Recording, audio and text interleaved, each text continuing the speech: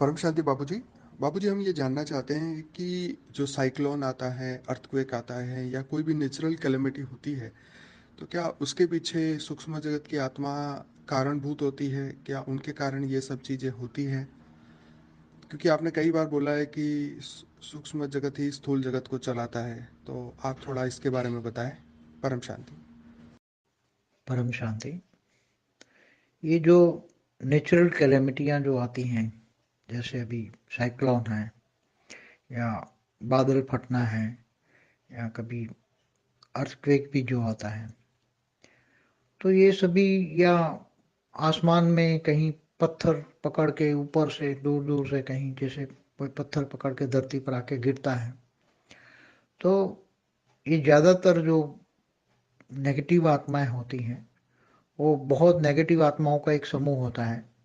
वो ऐसे ऐसा क्रिएट कर सकता है, ऐसी कैलेमिटियाँ क्रिएट कर सकती हैं, क्योंकि बहुत सारी ढेर नेगेटिव आत्माएं इकट्ठी हो जाती है, तो उसकी संकल्प जबरदस्त होता है और वो विनाश के लिए जो चाहती हैं कि हम विनाश करें विनाश करें, तो बहुत जबरदस्त नेगेटिव साइक्लोन क्रिएट करके जो जहाँ भी स्ट्राइक स्ट्राइक करना चाहते हैं, यहाँ कहीं भी मतलब नुकसान करना चाहते हैं, वो कर सकते हैं।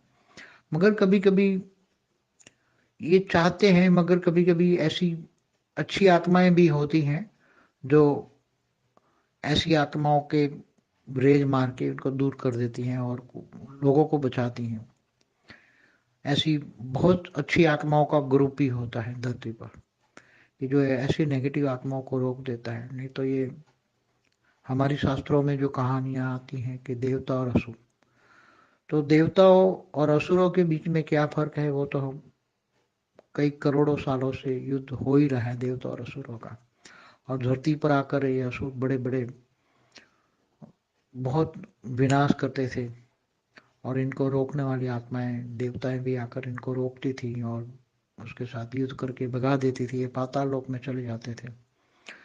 तो ऐसी सूक्ष्म जगत में आज भी बहुत सारी ढेर आत्माएं हैं, जो मैंने पहले भी कई बार कहा है, सूक्ष्म जगत वाले ही ये जो युद्ध कराते हैं, इतने बड़े बड़े युद्ध कराते हैं, तो कौन कराते हैं? तो ये सूक्ष्म जगत वाली आत्माएं बड़े बड़े युद्ध हुए हैं, जैसे अलग अलग धर्मों के बीच में, आपस में दो धर्मों के बीच में सूक्ष्म जगत की आत्मा ही कराती हैं।